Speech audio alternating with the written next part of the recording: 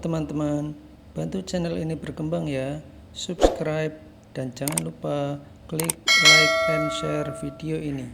Terima kasih dan selamat mendengarkan.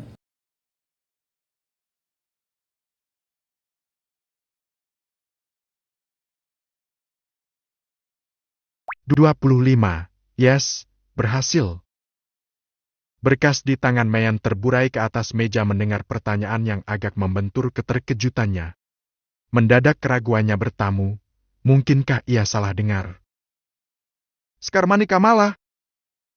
Bibirnya mengulang satu nama yang menggerus inci demi inci rasa cintanya. Benar, apakah Anda mengenal nama itu? Karena salah satu tamu yang hadir di pesta perusahaan Anda, saya melihat ada Sekar di sana. Jawab si penelpon. Rupanya, Mayan tidak salah dengar. Memang Skarmani Kamala yang sedang dipertanyakan. Wajahnya berubah tajam, mencoba menggali adanya unsur kejahatan. Anda siapa? Dan kenapa Anda mempertanyakan nama itu? Anda tidak perlu tahu siapa saya hanya butuh jawaban Anda perihal itu. Jika Anda tahu, bisakah Anda memberikan alamat di mana Nona Skarmani Kamala tinggal? Dengan tidak tahu dirinya si penelpon meminta. Menggunakan serpihan nalarnya, Mayan mencoba menganalisis. Saya yakin jika Anda bukan orang sembarangan. Karena hanya orang-orang tertentu yang memiliki nomor saya. Tawa lirih meluncur menyapa rungu Mayan. Ah, Anda cukup pintar. Saya memang bukan orang sembarangan. Maka dari itu, katakanlah, di mana rumah Nona itu? Dengan tetap tenang meskipun pikirannya bingung, Mayan menjawab. Tanpa menyebutkan identitas lengkap Anda, saya tidak bisa mengatakannya. Lagi pula, seandainya Anda pun mengatakan identitas Anda, saya juga tidak akan mengatakannya. Sahutan nada tidak enak terdengar di telinga Mayan. Karena, jika memang Anda adalah orang yang baik, maka Anda tidak mungkin mencari alamat seseorang dengan cara bajingan seperti ini. Cara bajingan katamu? Benar, cara bajingan. Harusnya, jika Anda ingin bertanya dan jika Anda memanglah bukan bajingan, harusnya Anda tahu bagaimana prosedur yang baik untuk mencari alamat seseorang. Saya tutup dulu. Mayan memutus panggilan dengan tegas. Di antara semua kemungkinan, Mayan merasa yakin bahwa orang tersebut pasti mengenal Sekar. Jemari-jemarinya mengetuk permukaan meja kerjanya repetitif dibarengi kekhawatiran yang muncul, terutama perihal Sekar. Apa orang itu ada niat jahat ke Sekar? Siapa sebenarnya dia? Ane Nenek Graham! Tuh manusia sombong banget! Umpat Nathan. Kayaknya dia ini OKB orang kaya baru, makanya sombongnya nggak ketulungan. Tapi, Naf, kalau dipikir-pikir, dia yang bener, sih. Dan lo yang keliru. Hah? Lo belain dia? Bos seperti dia pasti hati-hati banget. Apalagi yang lo tanyain tentang privasi seseorang. Giliran Nathan yang memukul kepala Aga. Lo yang nyuruh gue buat ngehubungin dia, ya? Maaf. Gue nggak kepikiran sampai sana tadi. Aga nyengir kuda. Untung gue sayang sama lo. Kalau nggak, udah gue lempar lo ke kali. Ucap Nathan. Mereka berdua merebahkan tubuh mereka di atas kasur. Untungnya hari ini adalah hari Minggu, sehingga Aga tidak perlu bekerja. Aga merupakan seorang HRD di salah satu perusahaan swasta. Keseharian Aga sangat jauh dari siapapun. Aga menyewa rumah di Jakarta. Sebenarnya, ia masih memiliki ibu dan adik di Solo. Itu satu-satunya keluarganya yang tersisa. Di kampus, Aga adalah mahasiswa beasiswa, sama seperti Sekar karena Aga bukan berasal dari keluarga berada. Nathan adalah satu-satunya teman yang mau menjadi temannya. Kampus tempatnya menimba ilmu, hampir didominasi oleh anak-anak orang kaya. Jarang anak orang kaya mau berteman dengan anak miskin, sepertinya. Aga merasa beruntung memiliki teman seperti Nathan meskipun harus menghadapi kegilaan pria itu setiap harinya. Ga? Panggil Nathan lirih. Kalau dilihat-lihat, tanggal tuh perusahaan pas ngadain pesta akhir tahun, sama dengan tanggal ketika gue datang ke Surabaya. Itu berarti Sekar datang ke tempat itu saat itu juga. Tapi dia nggak mau datang ke tempat gue. Gue pikir dia sedang sakit. Aga membalik tubuhnya ke samping. Ia menggunakan tangan kanannya sebagai sandaran kepala. Itu artinya, dia memang nggak sudi datang ke lo, Naf? Pasti ada alasan kenapa dia nggak mau datang, gak? Yaitu alasannya dia nggak sudi, Naf. Dia ini udah muak sama lo. Gak, gue tahu kalau lo iri ke gue karena gue dicintai begitu besarnya oleh seorang wanita. Tapi jangan gitu juga. Lelah, entah harus dengan cara apa lagi untuk menyadarkan Nathan. Gue nggak iri, justru gue kasihan ke lo. Nah karena lo kasihan ke gue, sekarang gue boleh minta tolong. Apa? Hubungin Sekar dengan nomor lo. Dulu, Sekar cukup dekat juga, kan, ke lo. Dia pasti nggak bakalan blokir kalau lo yang hubungin. Gue udah ganti kartu sampai 10 kali mungkin ada, semuanya diblokir. Gak, gue cuman butuh alamat rumahnya. Aga menggeleng keras, ia sangat mengenal bagaimana nekatnya Nathan. Enggak. Gak, please. Enggak. Bensin lo selama sebulan akan gue isiin. Enggak, Nathan. Jatah makan lo setahun, akan gue tanggung. Enggak! Gue akan bujuk perusahaan tempat lo bekerja buat naikin jabatan lo. Enggak. Gue lebih seneng kerja dengan cara yang tulus. Gak, gue mau gila. Gue bakal gila beneran. Sumpah. Kayaknya bentar lagi gue jadi pasien rumah sakit jiwa. Tetep enggak. Gue mau loncat ke jembatan setelah ini.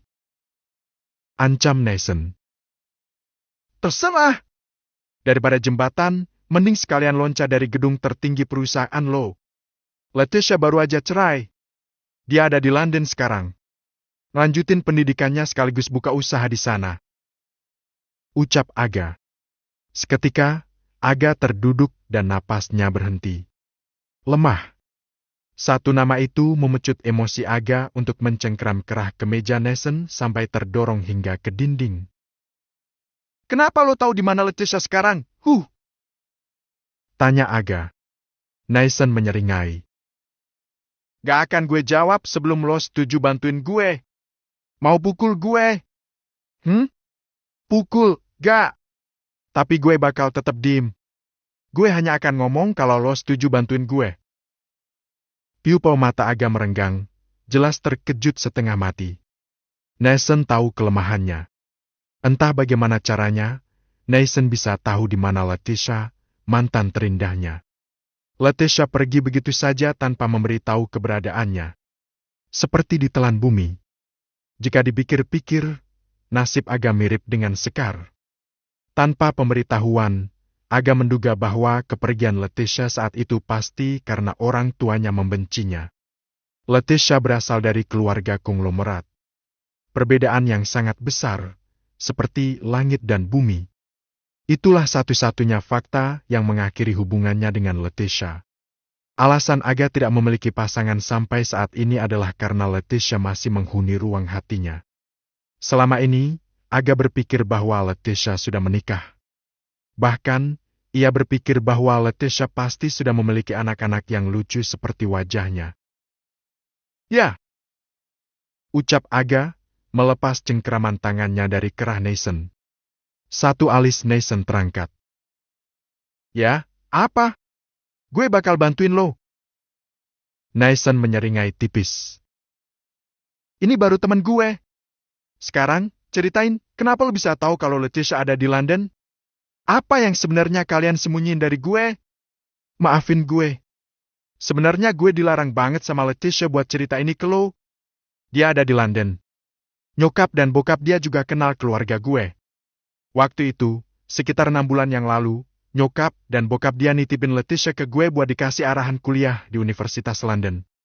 Dia mau lanjutin program doktornya setelah cerai. Selama di London, dia sering nanya tentang lo. Bahkan bisa dibilang, Leticia selalu pantau lo dari gue. Gak, ingat nggak, pas kita video call pas Lucky beli buah dari minimarket? Nah, pas itu ada Leticia di samping gue. Dia kangen lo makanya dia pengen lihat wajah lo waktu itu. Makanya gue video call lo. Tempat tinggal Leticia cuma beberapa rumah dari gue. Dia sebenarnya pengen kontak lo, tapi dia takut. Walaupun ratusan kali gue bilang kalau lo nggak benci dia tetap takut kontak lo, ga?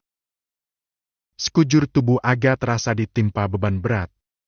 Hanya kedua mata yang terus bergerak lincah menggali adanya dusta dari ucapan Nathan, juga bibir yang meloloskan kata patah-patah. Dia bercerai? Nathan mengangguk. Suaminya selingkuh. Sekarang dia tinggal di London. Katanya trauma tinggal di Indonesia. Makanya dia memutuskan pergi ke London buat melanjutkan pendidikan sekaligus pengobatan. Pengobatan? Cengkeraman Aga semakin kuat pada spray kasur. Detak jantungnya menjelma menjadi pukulan-pukulan yang menghantam dadanya, sangat sakit. Sebenarnya, Nathan merasa bersalah karena telah melanggar janjinya pada Leticia dengan membocorkan hal yang seharusnya tidak boleh dibocorkan. Tetapi, semua ini demi Sekar. She was depressed juga cemas, dan ada lagi, lupa gue nama penyakitnya, pokoknya juga tentang mental. Kepala Aga riuh sesak hingga genangan air mata berparkir di pelupuknya, lalu jatuh ketika ia berkedip. Ucapan Nathan bagai belati yang membelah dadanya tanpa pengampunan. Dia depresi. Cintanya depresi. Gadisnya depresi. Kesayangannya depresi.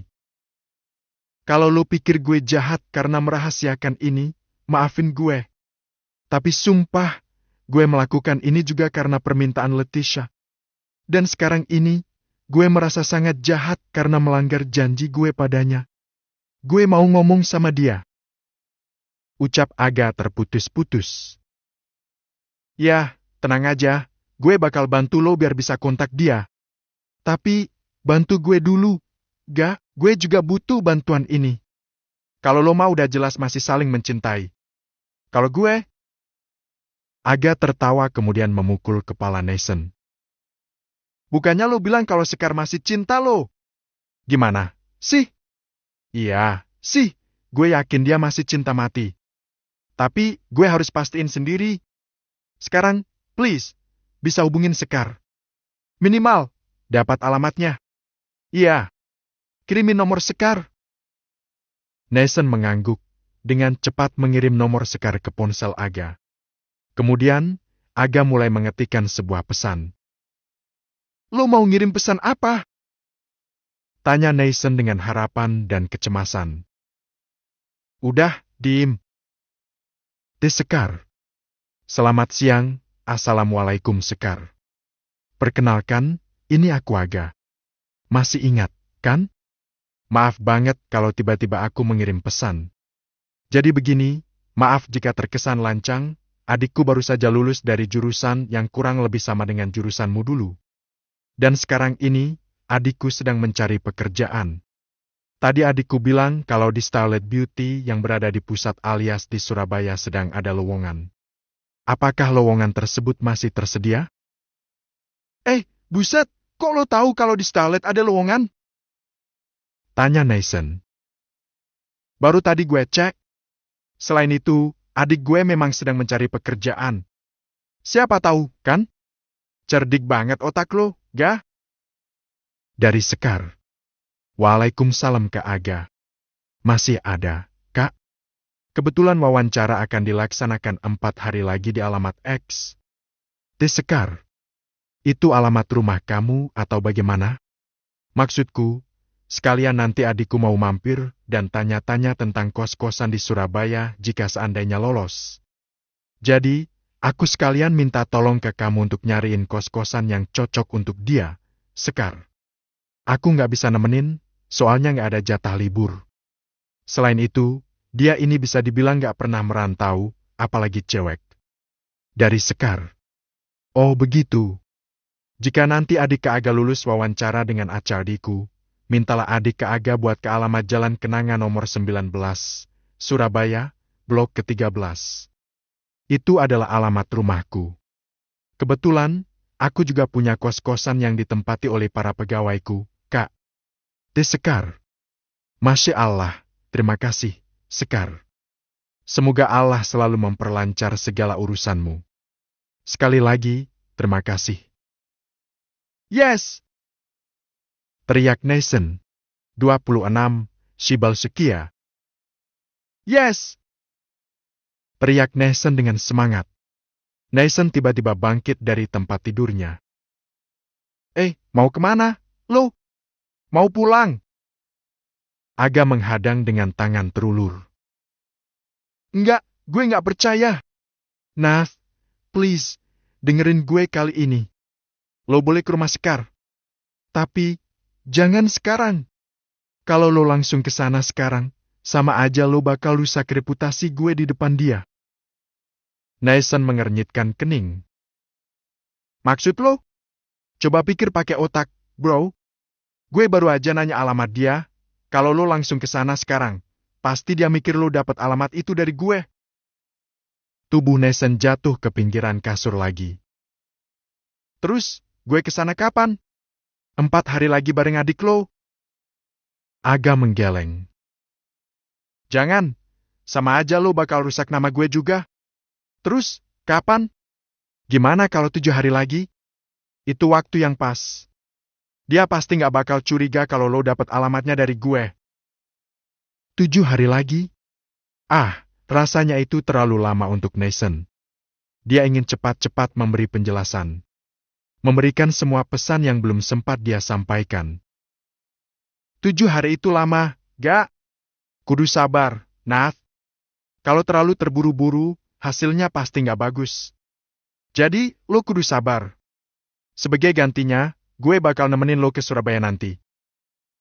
Nathan manggut-manggut setuju. Usai menghabiskan waktu berjam-jam, rombongan Winda pada akhirnya mulai memasuki wilayah Surabaya. Hal pertama yang menyambut mereka sebagai ikonik kota Surabaya adalah patung Sora dan Baya. Patung Sora dan Baya digambarkan dengan lambang hewan hiu dan buaya. Bukan sekadar patung biasa. Buaya mewakili kekuatan, keberanian, dan semangat juang yang melekat pada kota pahlawan ini. Hiunya melambangkan kecepatan, kegesitan, dan ketangguhan, sementara buayanya melambangkan keberanian, kekuatan, dan ketahanan. Terpesona dengan keindahan kota Surabaya sekaligus menjadi yang pertama kalinya, Winda mengeluarkan ponsel untuk merekam video sebagai jejak kenangan. Bagus banget. Celetuk Winda, bola matanya membeliak karena saking kagumnya. Hal tersebut pun menimbulkan respons tidak sedap dari para teman-temannya. Si Kak, kok Jeng Winda kayak nggak pernah datang ke Surabaya, ya? Ucap salah satu temannya yang bertempat duduk di kursi nomor 2 dari depan. Dari nada pertanyaan yang terlontar, terbesit makna meremehkan, Winda menyadarinya. Lagi, Winda diperlakukan berbeda dari sebelumnya. Bukankah wajar jika seseorang merasa kagum dan ingin merekam momen indah? Bahkan, sebelumnya, mereka juga tidak pernah mempermasalahkan. Semua ini karena Nathan. Dengan segenap cara untuk menyembunyikan kesal, Winda menjawab. Gak hanya saya kok, Jeng, yang videoin pemandangan. Tuh Jeng Citra juga videoin. Berdecih, lagi dan lagi itu yang telinga Winda dengar. Tapi Jeng Citra nggak apa, ya, istilahnya, intinya Jeng Winda tuh seolah-olah seperti tidak pernah datang ke Surabaya. Tangan Winda menurunkan ponsel dari kaca jendela mobil melirik ke depan dengan tatapan bengis. Emangnya masalah, Jeng, kalau saya tidak pernah datang ke Surabaya? Saya memang tidak pernah datang ke Surabaya karena saya terlalu sibuk. Seandainya ada Nathan di sampingnya sekarang, sudah pasti putranya itu akan ia pukul kepalanya. Gara-gara Nathan, para teman sosialitanya berubah. Semua ini karena Nathan. Terlalu sibuk atau memang tidak ada teman untuk kesini?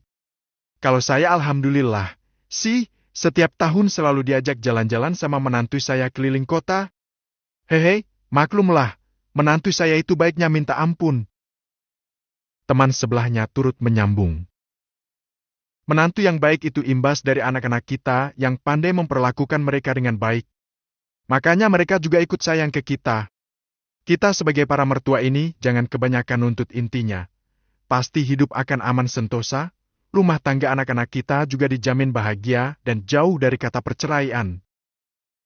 Perceraian. Satu kata yang sengaja ditekankan, diucapkan dengan nada berbeda, seolah menyindir Winda. Semua ini karena Naisen. Bener sih, Jeng. Kita jangan terlalu ikut campur, intinya agar anak-anak kita merasa nyaman. Sekarang banyak kasus perceraian yang masalah utamanya adalah karena campur tangan mertua. Betul. Contohnya kasus artis R yang sedang viral. Kemarin saya baca deretan gugatannya. Ya ampun, sakit bacanya. Iya, saya juga baca itu deretan gugatannya. Dikatakan saat Ramadan, si R membuat minuman es untuk suaminya, lalu mertuanya berkomentar, "Loh, bukannya dia nggak pernah minum dingin?"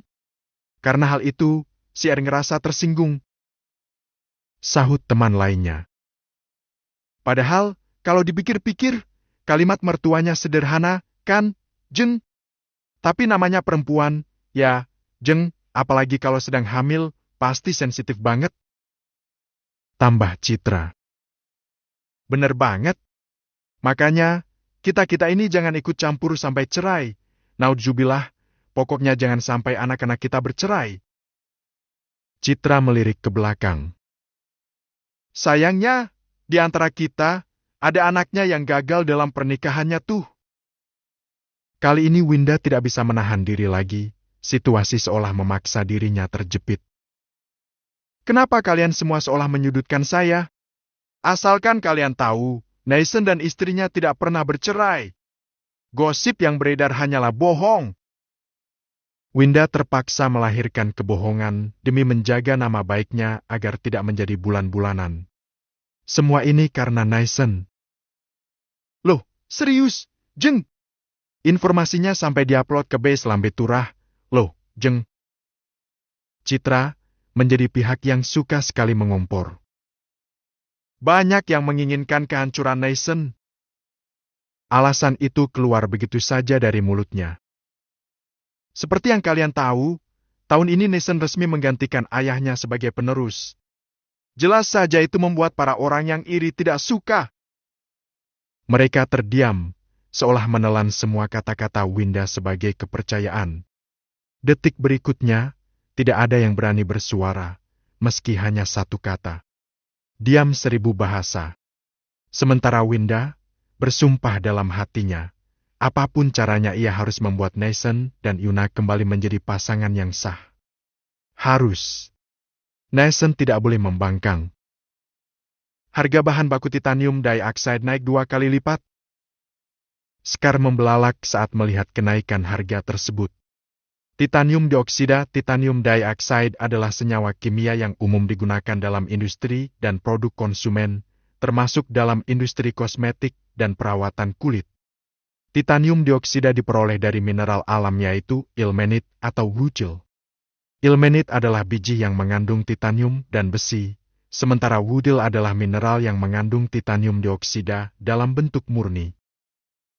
Ya, Nyonya, benar. Harga bahan baku ini akan mengalami kenaikan 2 kali lipat mulai bulan depan. Kami telah mencoba menghubungi perusahaan tambang lain yang dapat bekerja sama dengan kami. Namun Optimal Labs adalah satu-satunya perusahaan yang menyediakan bahan baku ilmenit dengan kualitas terbaik dan jumlah yang melimpah. Ucap Aldara, Kepala Departemen Purchasing. Departemen ini bertanggung jawab untuk mengurus pengadaan bahan baku yang diperlukan oleh perusahaan untuk produksi produknya. Setelah melihat laporan, tidak ada alasan khusus yang menyebabkan Optimal Labs secara tiba-tiba menaikkan harga 2 kali lipat. Tambah salah satu anggota tim. Menurut saya, mereka keterlaluan. Aldara menatap Sekar dengan serius. Tias benar, Nyonya. Yang aneh adalah hanya Starlight Beauty yang mengalami kenaikan harga 2 kali lipat. Berdasarkan informasi yang saya dapatkan, perusahaan skincare lain hanya mengalami kenaikan harga kurang dari 100% dari Optimal Labs. Apakah ini tidak terdengar aneh? Sekar mengetuk meja dengan jemari telunjuknya berulang kali, mencoba mencari benang merah kemungkinan-kemungkinan di balik kenaikan harga tersebut. Siapa pemilik Optimal Labs? Tanya Sekar tiba-tiba. Selama ini, Sekar mempercayakan urusan kerja sama dengan pemasok bahan baku kepada Aldara, tanpa meneliti siapa pemilik perusahaan yang ada di baliknya. Optimal Labs merupakan cabang perusahaan dari Wijaya Group, Nyonya. Dan pemimpin Optimal Labs saat ini adalah anak pertama dari Wijaya Group. Jawab Aldara. Deg. Wijaya Group? Tentu nama tersebut sangat familiar di telinga Sekar. Sekar membeliak, tangannya terkepal erat, dan semua orang di meja rapat melihat bagaimana Sekar berjuang untuk menahan emosinya. Di Indonesia, Ilmenit merupakan barang yang hanya dapat disediakan secara melimpah oleh Optimal Labs, dan hanya mereka yang menyediakan Ilmenit dengan kualitas terbaik. Atau, bagaimana jika kita mencoba mencari pemasok dari luar negeri? Usul salah satu anggota tim. Aldara menambahkan. Namun, jika kita mencoba mencari pemasok lain, itu akan memakan waktu yang lebih lama dan bisa menjadi masalah. Semakin lama kita kekurangan bahan baku tersebut, semakin besar kerugian yang akan dialami oleh Starlet Beauty. Kemudian Aldara menoleh kepada Sekar. Menurut saya, mengunjungi Optimal Labs untuk melakukan negosiasi langsung adalah keputusan yang paling tepat, Nyonya. Jika diperbolehkan, izinkan saya yang akan melakukan negosiasi tersebut. Usulan Aldara mendapat persetujuan dari yang lain. Namun, tiba-tiba menjadi hening saat Sekar mengungkapkan 3 kata. Tidak akan berhasil. Semua orang di meja itu membelalak. Aldara mulai bertanya. Kenapa Anda begitu yakin bahwa tidak akan berhasil, Nyonya? Sekar mengangkat kepala dengan wajah datar, sementara tangannya masih memegang ballpoint dengan erat. Karena aku yang diincar. Maksud Anda, Nyonya? Kami belum sepenuhnya mengerti. Mereka sengaja memintaku untuk datang. Joena tinggi hari ANW ya. Sekar mengucapkan nama itu huruf demi huruf dengan penekanan yang kuat. SHIBLSEK ya? Brak. Sekar menggebrak meja, dan semua orang di meja itu melompat terkejut. Mobil rombongan Winda berhenti tepat di depan Starlet Beauty. Semua teman Winda terbelalak saat melihat keramaian di tempat tersebut. 27. Wanita simpanan katanya. Jangan lupa hapus Cace terlebih dahulu untuk membaca bab sebelumnya karena sudah aku revisi. Masya Allah, tempatnya ramai banget, Jeng. Ucap salah satu teman Winda dengan kagum. Seperti yang pernah saya bilang, Starlet Beauty memang sedang viral, jadi pasti banyak pelanggan baru yang datang. Berarti nanti akan antri banget, Jeng? Tanya teman Winda yang lain. Tenang saja, meskipun banyak yang datang, pelayanan di sini terstruktur dengan baik. Tidak akan sampai membuat mereka yang menunggu jenuh. Mereka memiliki aturan bahwa jika terlalu ramai, pelanggan yang datang akan dipangkas dan diminta untuk datang kembali besok. Semua teman Winda mengangguk-angguk. Baiklah, mari kita masuk, Jeng. Kata salah satu teman Winda. Satu persatu, mereka yang berjumlah 15 orang, mulai memasuki tempat tersebut. Winda berada di urutan paling belakang. Winda terus menatap dengan kagum. Starlet Beauty memiliki bangunan yang mengedepankan estetika.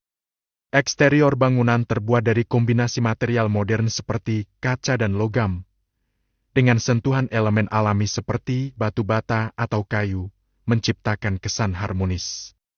Fasad bangunan yang rapi menampilkan garis-garis tegas dan simetris, mencerminkan keanggunan dan ketegasan. Pintu masuk utama klinik dihiasi dengan gerbang besar dari kaca dan logam, dengan logo Starlet Beauty yang terukir indah di tengahnya. Begitu pengunjung memasuki klinik, mereka disambut dengan suasana yang hangat dan menyenangkan. Selamat datang, semuanya. Mari saya antar ke meja pendaftaran. Sapa seorang pegawai dengan ramah. Winda dan teman-temannya mengikuti pegawai tersebut menuju meja pendaftaran, antri satu persatu untuk mendaftarkan nama mereka. Kira-kira siapa, ya, pemiliknya, Jeng? Tanya Winda penasaran. Saya juga tidak tahu, Jeng. Pemilik merek ini sangat misterius. Tidak ada akun media sosial pribadi, hanya ada akun media sosial untuk mereknya saja. Jawab teman Winda. Biasanya pemilik skincare suka punya akun media sosial pribadi, kan, Jeng? tambah Winda. Iya, biasanya sih begitu. Tapi pemilik Starlet Beauty benar-benar misterius. Tidak pernah terlihat di media sosial sama sekali, kata teman Winda. Silakan, Ibu. Ucap seorang pegawai dengan ramah, mempersilahkan Winda untuk melakukan pendaftaran. Winda maju satu langkah untuk melanjutkan proses pendaftaran. Baiklah, Ibu namanya siapa? Tanya pegawai dengan ramah. Winda Wijaya. Jawab Winda. Pegawai itu mulai mengetik nama Winda Wijaya untuk dimasukkan ke dalam daftar hadir. Namun, tiba-tiba sistem menolaknya. Pegawai tersebut mengernyit heran. Winda yang melihatnya bertanya-tanya. Ada apa, Mbak? Sebentar, Bu, ada hal yang ingin kami cek terlebih dahulu, kata pegawai tersebut sambil berbisik pada temannya. Coba buka daftar hitam, kok nama Winda Wijaya ditolak sistem, ya? Bisik pegawai tersebut kepada teman di sebelahnya. Aku cek dulu, kata temannya. Setelah melakukan pengecekan, memang benar, nama Winda Wijaya masuk ke dalam daftar hitam. Mereka berdua mulai bingung dan merasa tidak enak untuk memberitahukan hal tersebut. Ada masalah, ya, Mbak? Tanya Winda bingung.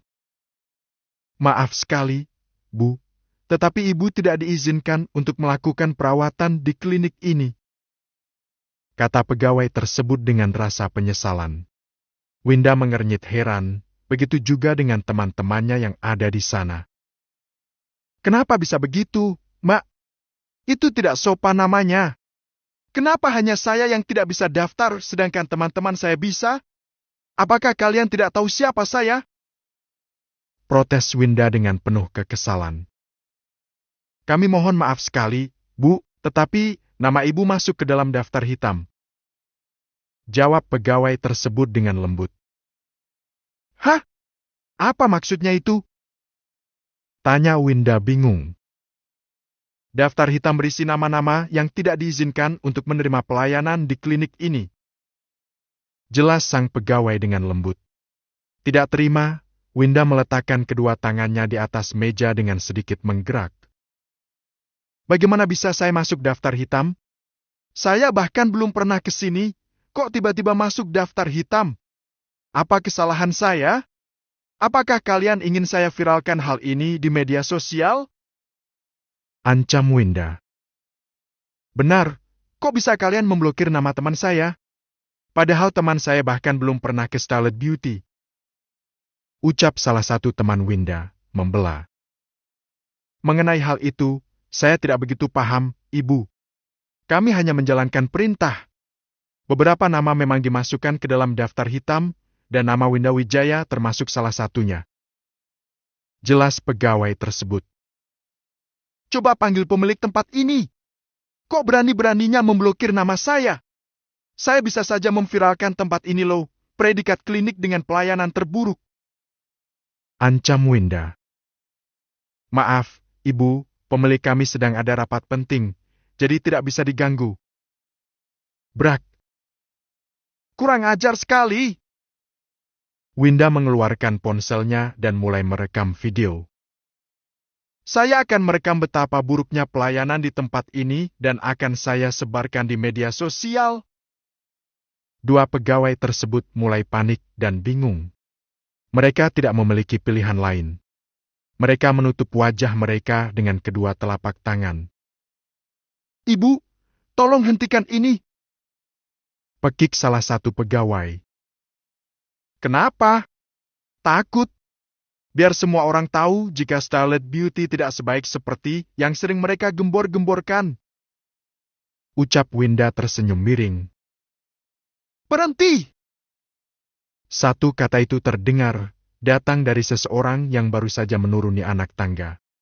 Suaranya menggelegar dan membuat Winda terkejut hingga mulutnya terbuka lebar. Ponsel terjatuh dari tangan Winda dan napasnya mendadak berebut sesak. Ia mengusap kelopak matanya berulang kali, berharap ini hanyalah mimpi buruk. Tidak, ini bukan mimpi, Winda Wijaya. Seorang gadis dengan pakaian kebaya dan rambut konde mulai mendekati Winda dan teman-temannya dengan langkah yang anggun. Suara langkahnya yang teratur menggambarkan ketenangan yang dimilikinya. "Kakakmu!" Tergagap Winda, memori beberapa tahun yang lalu mendadak berputar dalam kepalanya seperti kaset rusak yang terputar acak. Tamparan, hinaan, ludah, bahkan kekerasan. Semua itu berputar-putar dalam pikiran Winda. "Saya adalah pemilik tempat ini. Saya melarang siapapun merusuh di tempat saya." Ucap sosok tersebut, yang tak lain adalah Sekar Manikamala. Sekar?" Tubuh Winda melemas dan hampir jatuh jika saja tidak ditopang oleh temannya dari belakang. Sekar tidak menunjukkan ekspresi apapun. Tenang, seakan danau mati di tengah hutan. Tidak ada riak.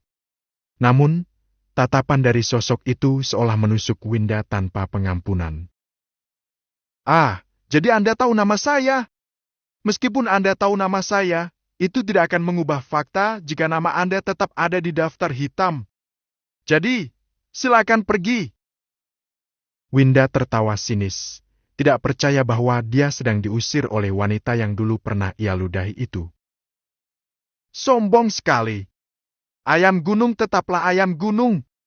Tidak akan pernah menjadi burung phoenix. Hanya karena memiliki tempat seperti ini, kamu merasa seperti di langit.